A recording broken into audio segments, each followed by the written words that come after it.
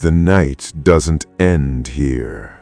Behind every closed door, in the shadows between walls, something watches, breathing, waiting, learning the rhythm of your fear.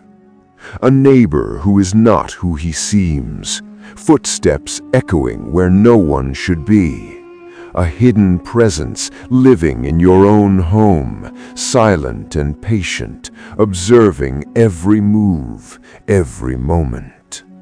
And somewhere in the dark, something older than you, something hungry, lingers just beyond your sight.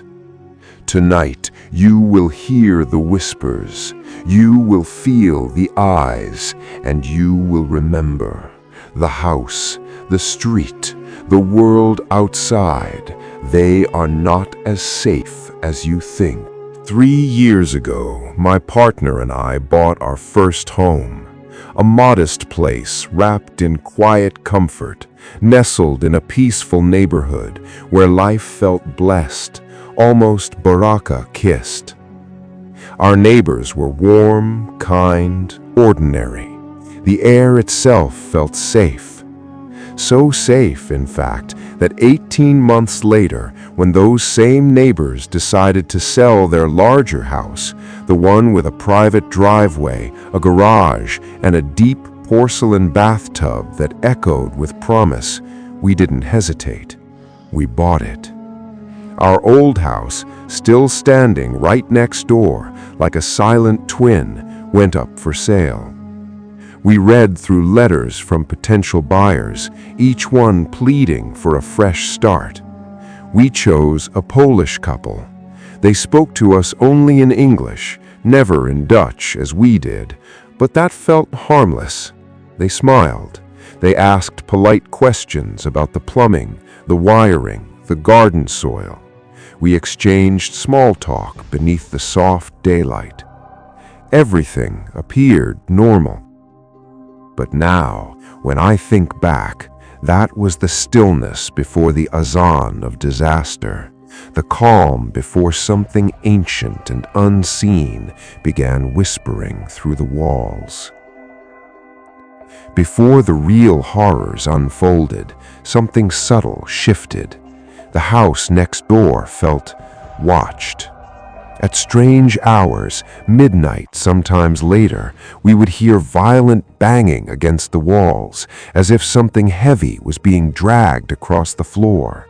Music would erupt without warning, loud, distorted, almost ritualistic in rhythm, then cut off abruptly. It wasn't constant. It was calculated, enough to keep sleep fragile, enough to plant doubt. We began to feel as though the house beside us was no longer inhabited by neighbors, but by something concealed, something muttering in a language older than speech, a presence that did not belong. And then the first omen appeared. One afternoon, the neighbor returned home with his car grotesquely damaged on both sides, metal torn and scraped raw, as though it had been clawed by an ifrit on a highway at full speed. When we asked what happened, he stumbled through a flimsy explanation, claiming he had scraped a concrete pole on one side and brushed against a trailer turning too wide on the other. The story didn't align. The damage was symmetrical, precise. But we chose to believe him, because sometimes the human mind prefers a lie over the possibility that something darker is circling closer. We did not yet understand that the house we once loved had begun to shift into something else, a place where shadows stretched longer than they should, and where fate was quietly sharpening its blade. The second omen arrived at dusk. It was around 6 p.m. when the neighbor called us, his voice trembling, soaked in panic. He claimed that 2 men were outside his house, tampering with his security cameras, turning them away, disabling their gaze like blinding mechanical eyes. "Please," he begged, "check outside. Call the police." There was a desperation in his voice that felt real, raw, almost rehearsed. We stepped outside, our hearts already tightening, and there they were, two men forcing entry into the house next door. Not hurried, not chaotic, just deliberate, like men performing a ritual they had practiced before. We called the police immediately. It took 20 long minutes for them to arrive. By then, the intruders were gone. The street returned to its unnatural silence, the kind that feels suffocating, the kind that makes you believe something unseen is still watching. Moments later, the neighbor's wife sped into the street, her car screeching to a halt. She rushed inside, frantic, calling for her small French bulldog. The police were already inside, assessing the scene. Nothing appeared stolen. Nothing was broken beyond entry. It was as if the entire event had been staged, an illusion performed beneath the gathering dusk. While walking my dog, I noticed something strange. The husband parked his car 3 streets away. He exited casually and walked toward the house as if he had just arrived, avoiding the scene entirely. At the time, I brushed it aside. Now I know that instinct was whispering something I refused to hear. Later that evening, we reviewed the doorbell camera footage. What we saw froze the blood in my veins. Before breaking in, one of the men stood calmly at the door. He spoke in Polish to the other.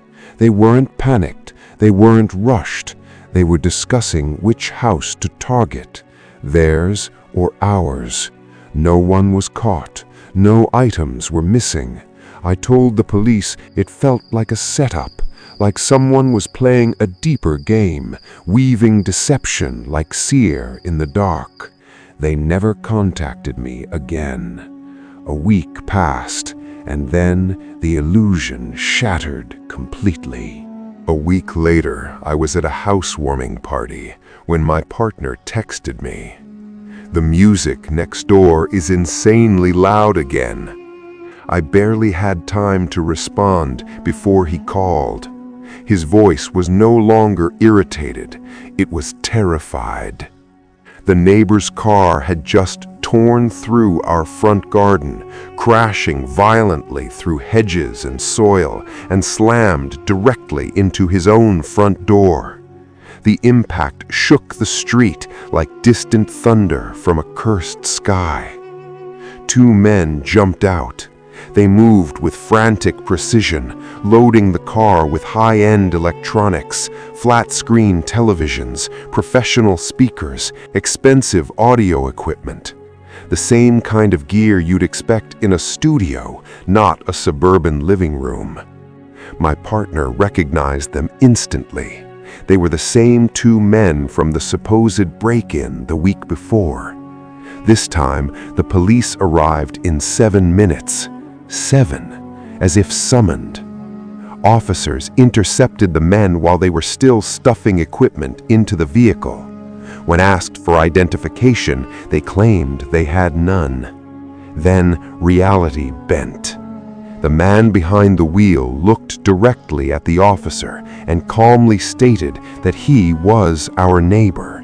He gave the neighbor's full name correctly, but there was a problem. In the 9 months they had lived next to us, our neighbor had never spoken a single word of Dutch, not once.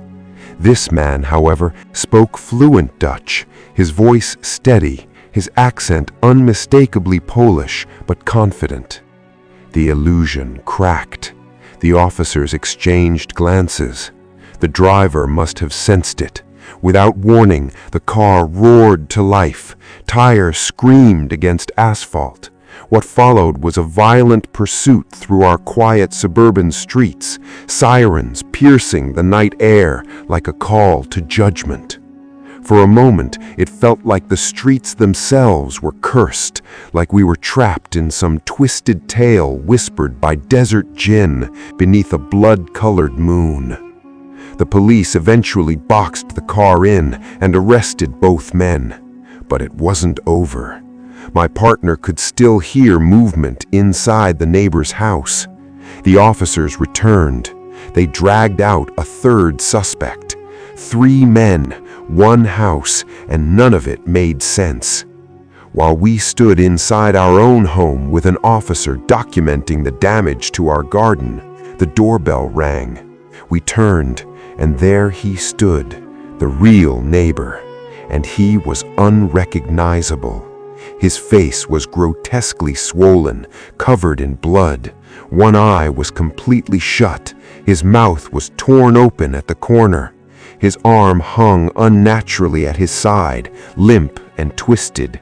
His skin bore defensive wounds, deep slashes and punctures, as if he had fought something desperate and vicious.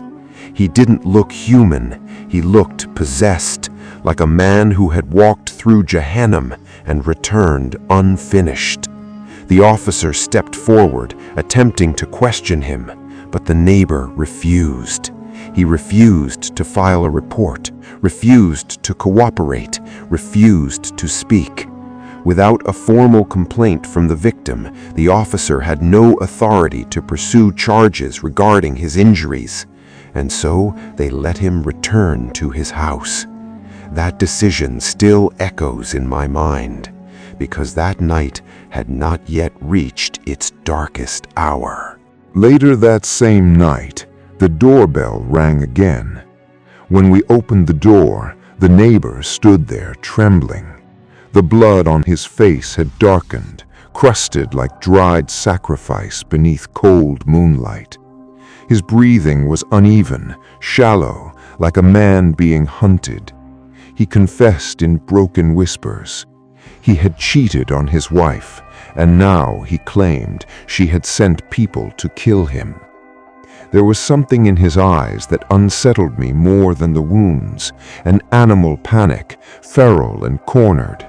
He begged us to let him sleep in our house, just for the night. We refused, not out of cruelty, out of fear. We wanted no part in whatever underworld drama he had entangled himself in, whether it was debt, betrayal, drugs, or something darker that crawled beneath the surface of marriage. My partner offered to drive him to the hospital instead. We dropped him off around 10:30 p.m., telling him we were staying somewhere else that night, that we didn't feel safe. That part was a lie. We went home, locked every door, turned off every light, and waited. Around 1 a.m., our dog began to growl. Not a playful rumble, not a warning bark. A low, sustained growl, the kind he only makes when someone is standing directly outside the door.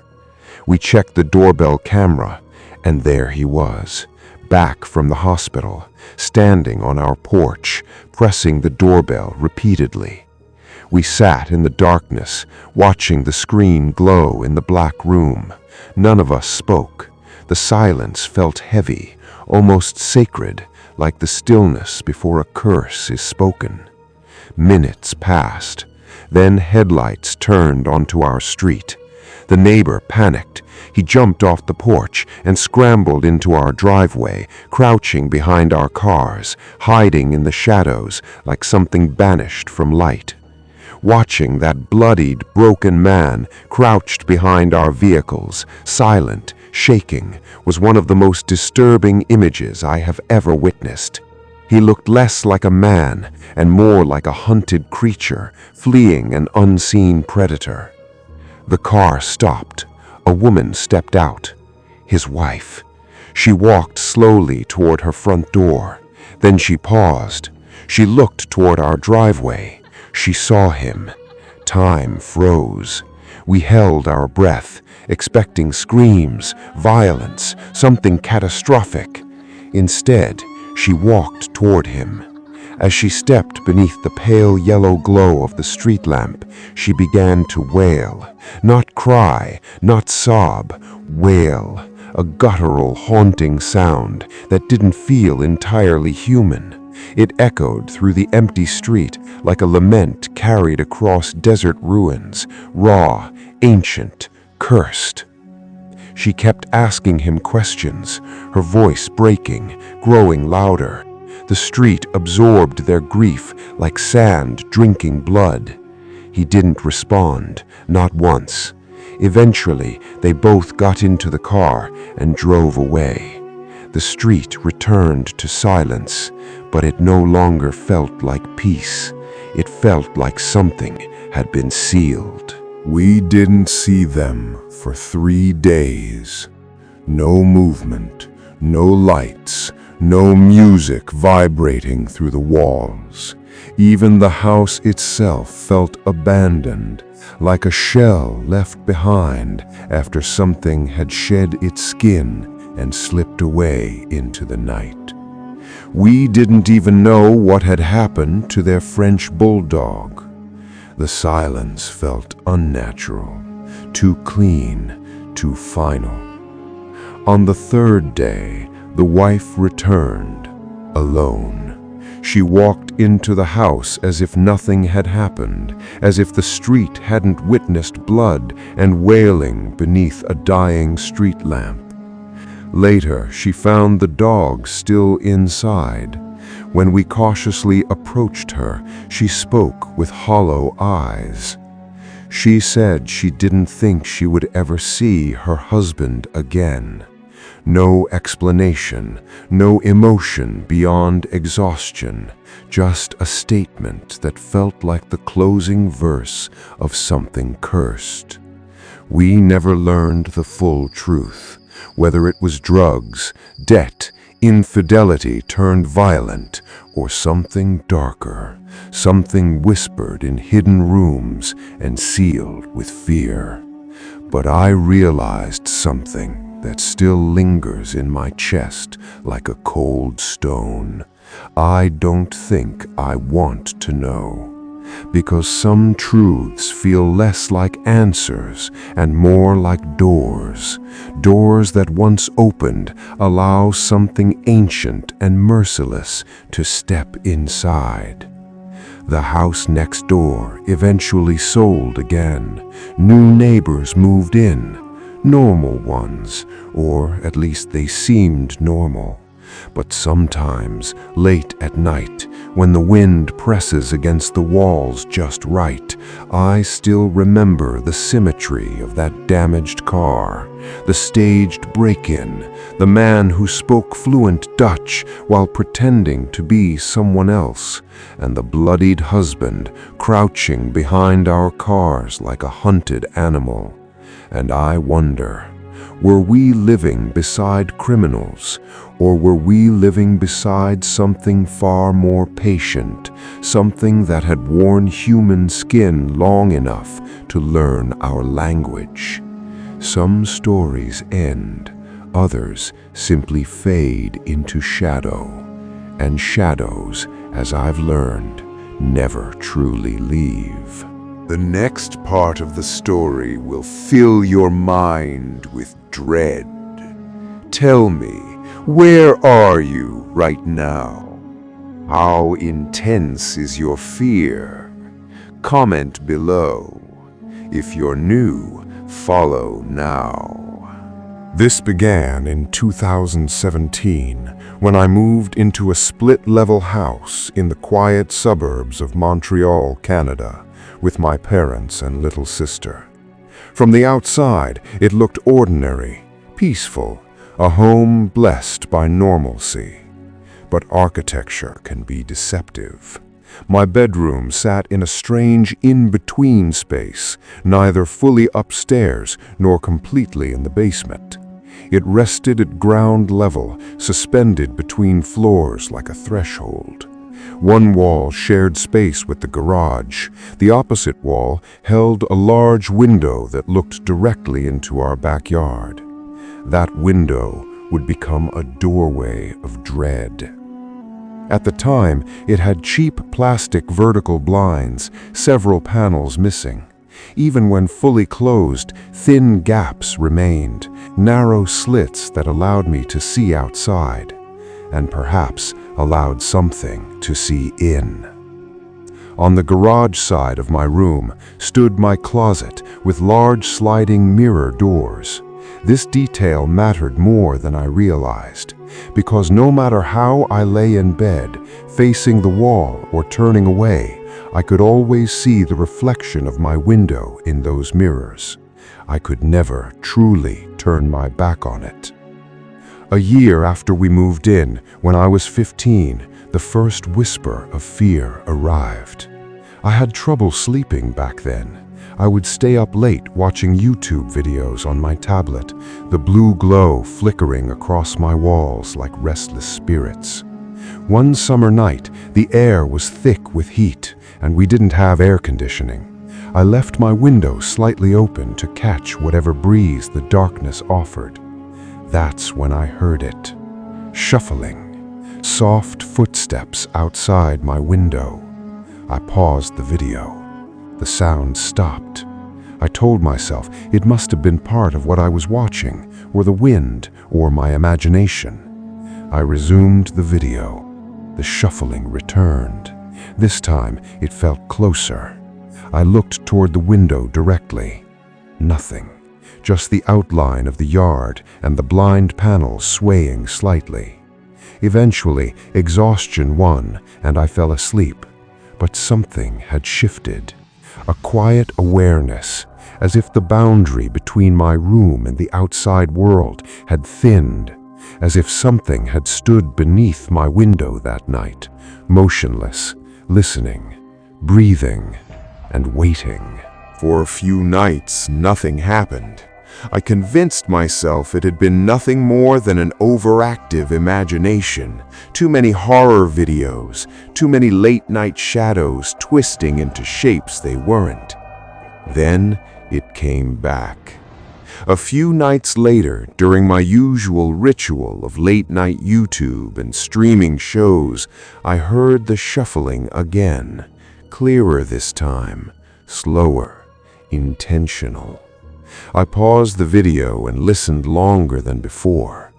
That's when I heard something else. Breathing.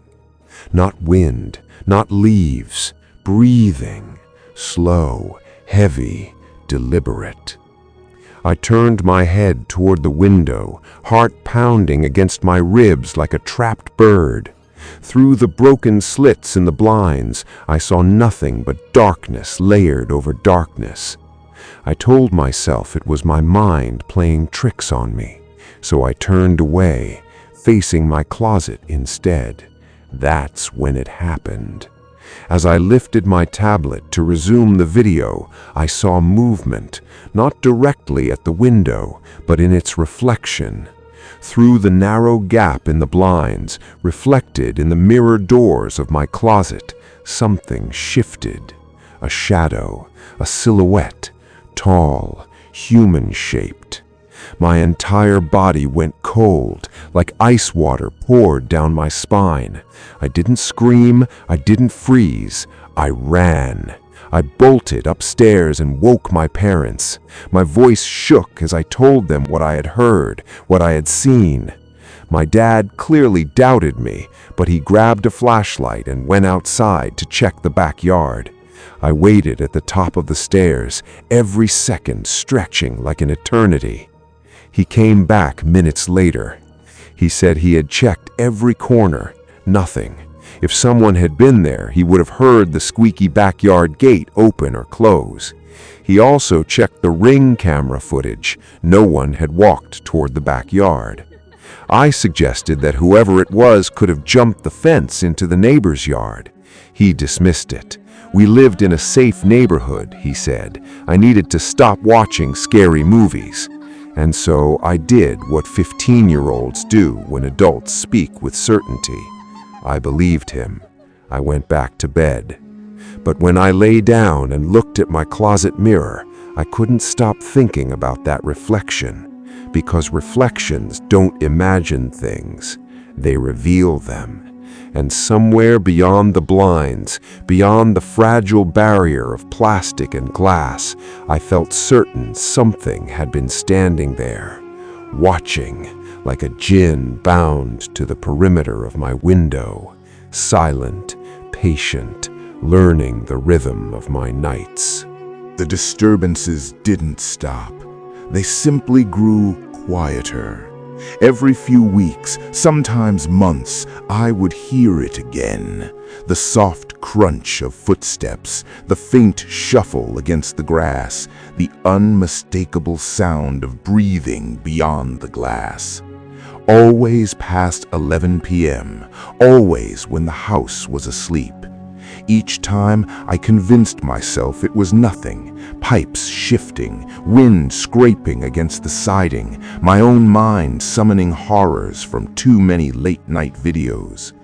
I stopped looking at the window directly. That felt too dangerous.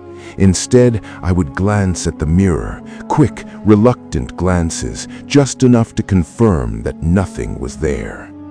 One night, I made a mistake. Against my better judgment, I looked longer, not at the window itself, at the reflection. And there it was again, a silhouette, still, watching. My heart felt like it collapsed inward. I ran upstairs again, breathless, desperate for someone else to see what I saw. My father checked the backyard once more, the gate, the fence line, every corner. Nothing. No footprints, no sign of intrusion. He repeated what he had said before, that if someone had been there, he would have heard them enter or leave, that we lived in a safe area, that I was letting fear distort reality. And once again, I forced myself to accept that explanation. Then winter came. Snow blanketed the yard in thick white silence. The nights grew colder, the air sharper, and just like that, it stopped. No footsteps, no breathing, no shadows. The stillness felt almost merciful, like whatever had lingered outside my window had retreated with the warmth. I began to forget, convince myself it had all been stress, adolescence, imagination. But when spring returned the following year, so did the sounds. Once or twice a month, never frequent enough to prove, never absent long enough to dismiss. By then, I had changed my habits. I went to bed earlier. I watched videos louder or with headphones. I avoided looking at the mirror altogether. Part of me was terrified of being proven wrong, because if I looked and saw nothing, I would feel foolish. But if I looked and saw something, then it meant the boundary between my room and the outside world had never truly existed, and that whatever had been standing there had been coming back, over and over, like a presence tied to my window, waiting for something or someone. It was early December of 2021. A violent windstorm tore through the neighborhood that night, rattling windows and bending tree branches like skeletal fingers scraping across the sky.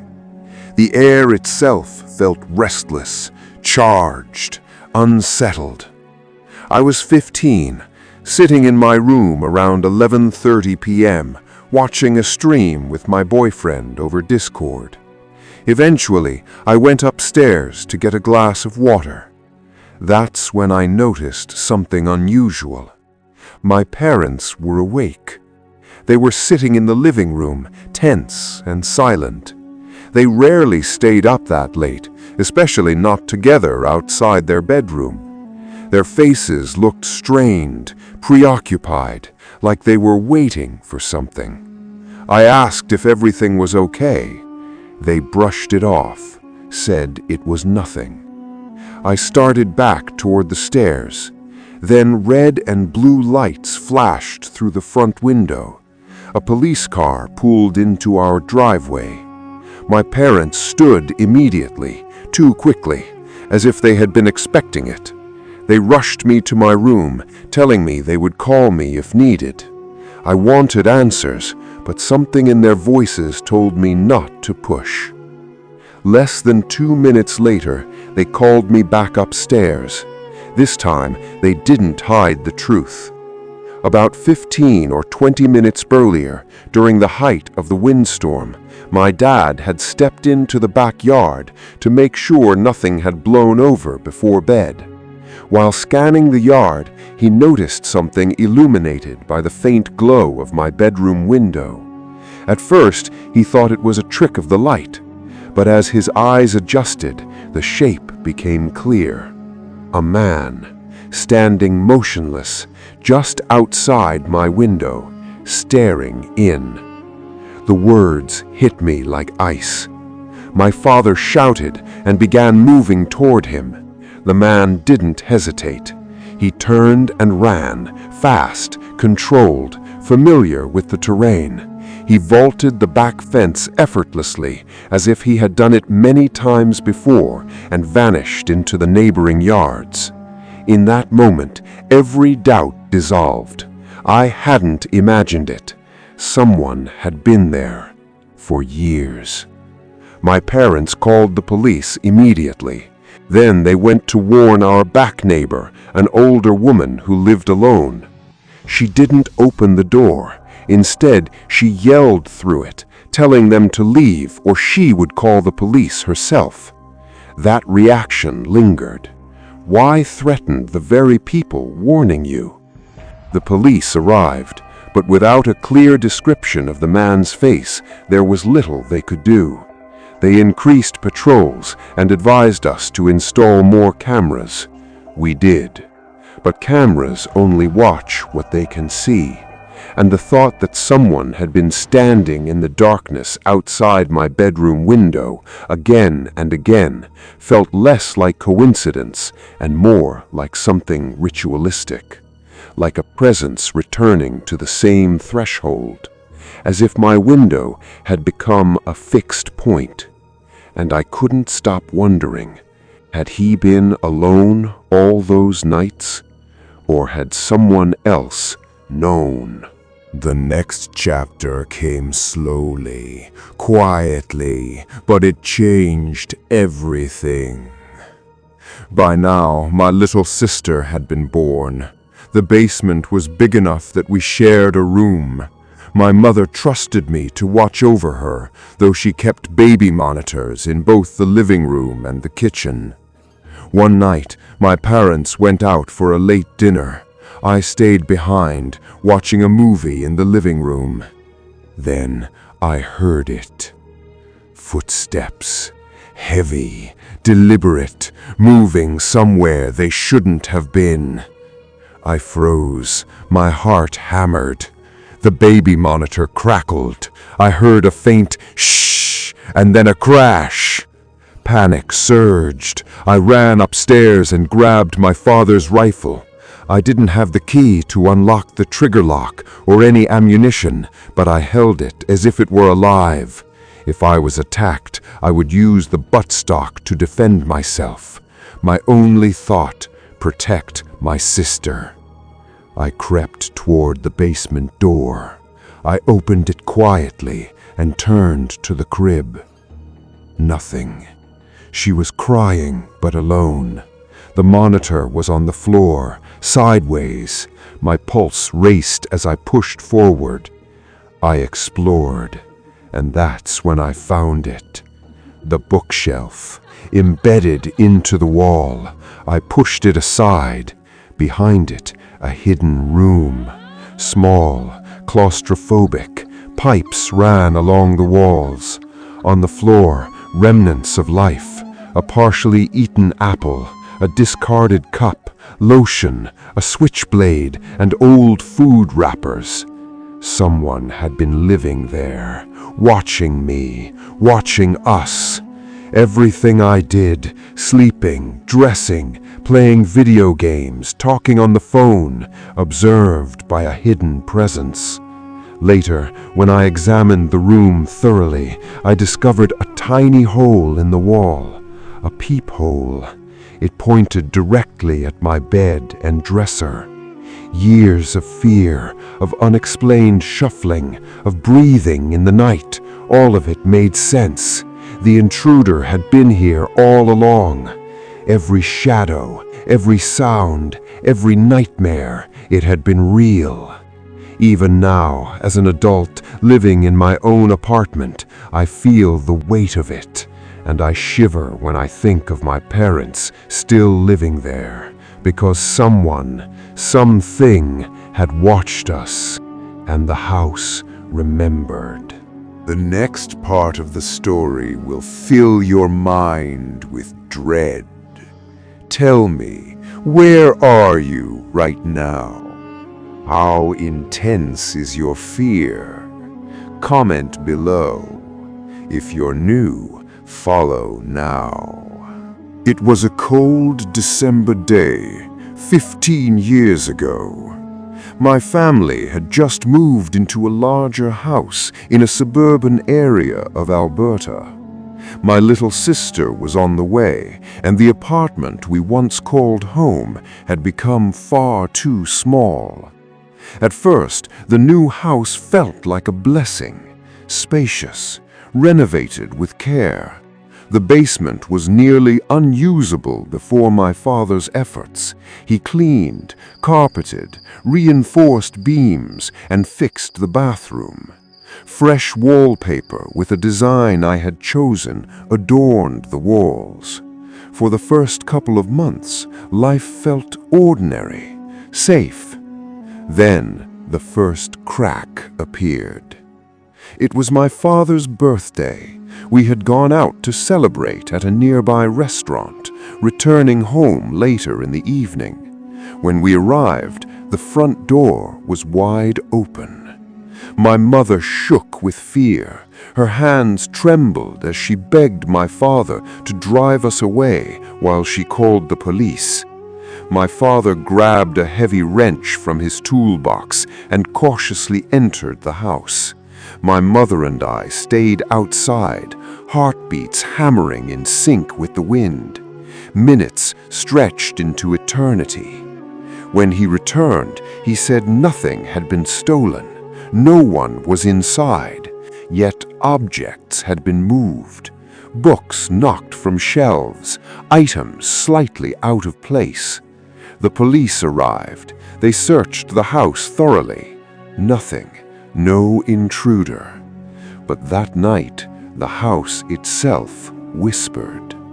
Strange noises emerged from the walls. Footsteps, murmurs, faint echoes that seemed to come from beneath the basement. My room was in the basement, yet these sounds could not be ignored. Pipes, my mind told me.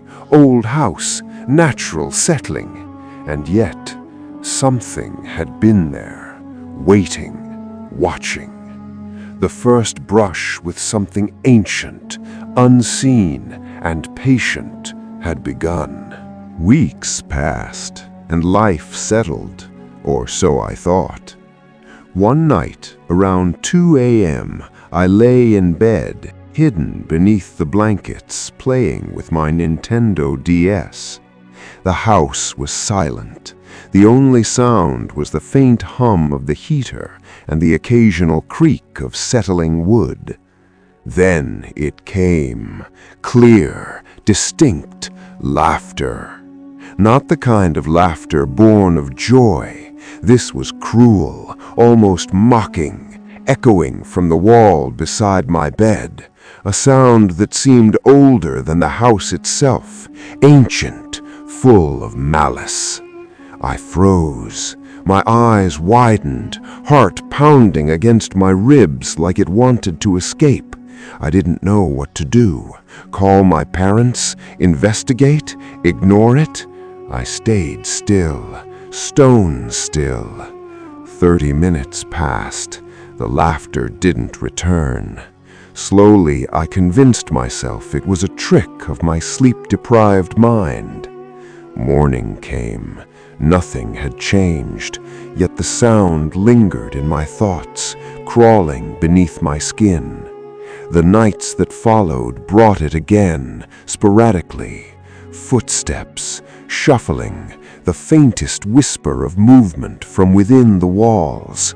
I accepted it as normal, my new reality, until the next event. By now, my sister had been born. The basement, once empty, now shared space with her crib. My mother trusted me to watch her at night, baby monitors keeping us connected. One night, my parents went out for a late dinner. I stayed behind, alone. From the kitchen, I heard it. Footsteps, heavy, deliberate, moving where no one should have been. Then a faint shh, followed by a crash from the baby monitor. Fear consumed me.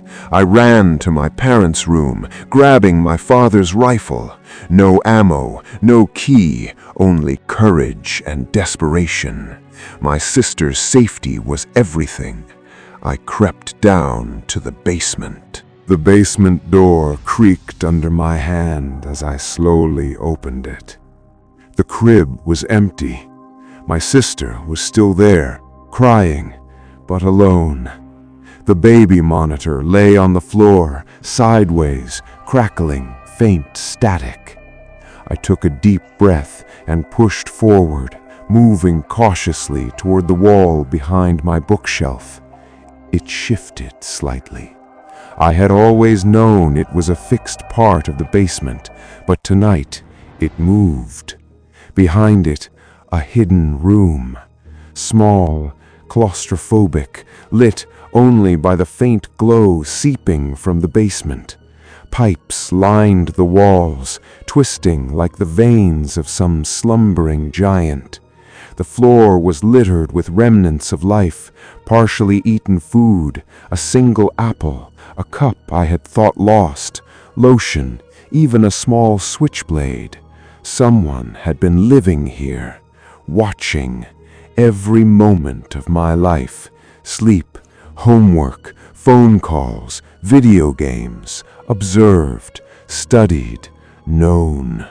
The air smelled faintly of decay and incense, as if an ancient ritual had been performed in the darkness, preparing this hidden chamber to witness me. I realized with a chill deeper than winter that all those noises I had dismissed as imagination or pipes had been real. The laughter, the shuffling, the unplaceable sounds, they had been the djinn of my walls, whispering in patience, waiting. Someone had been inside my house for months, years even, and now I had found them.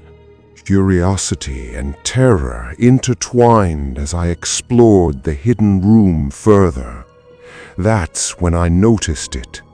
A tiny hole in the wall, small, circular, precise. I crouched down and peered through. It pointed directly at my bed and dresser. Everything became horrifyingly clear.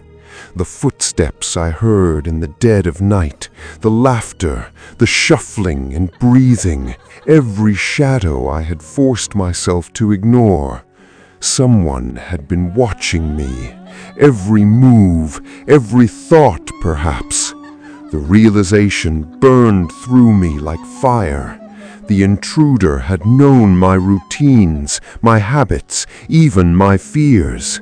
It was no longer imagination, no longer a trick of adolescence. A presence had dwelled among us, silent, patient, omnipresent. And yet I survived. I had seen the proof, the djinn-like patience, the occult precision of someone living within the walls of our home. From that night on, nothing was the same. The house no longer felt safe. The shadows seemed heavier, waiting to speak through the walls.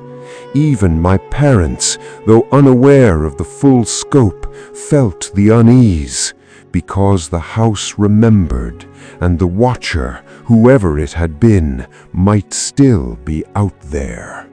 After discovering the hidden room, the house felt alive in a way I had never imagined. The air was thick, heavy, saturated with the remnants of something ancient. Footsteps that had been dismissed as imagination now echoed in memory, and I could never again treat the walls as inert. The police had come and gone. They saw nothing. There was no intruder, no evidence, just the empty, silent house. Yet I knew the truth. Someone or something had lived inside us, watched us, learned us. My parents still live there, unaware of the extent of the violation. I moved out years ago, into my own apartment with my boyfriend. Even now, I carry the memory like a scar. Every creak of a floorboard, every whisper of wind against glass, every shadow cast by a flickering streetlight reminds me the watcher may not have left. Who it was, why it did it, whether it was human, supernatural, or something far older, I will never know. Some secrets, I realize, are meant to remain buried, because once they are seen, they mark you, and some doors, once opened, never truly close. The house still stands. The hidden room remains. The peephole, silent, small, perfect, still faces where I once slept. And I shiver at the thought that somewhere in the quiet dark, the presence may still be waiting, watching, patient, hungry. This is the end of today's terrifying incident. The clock keeps ticking, and the mystery keeps breathing. Subscribe now for more horror-filled nights, if you're not afraid.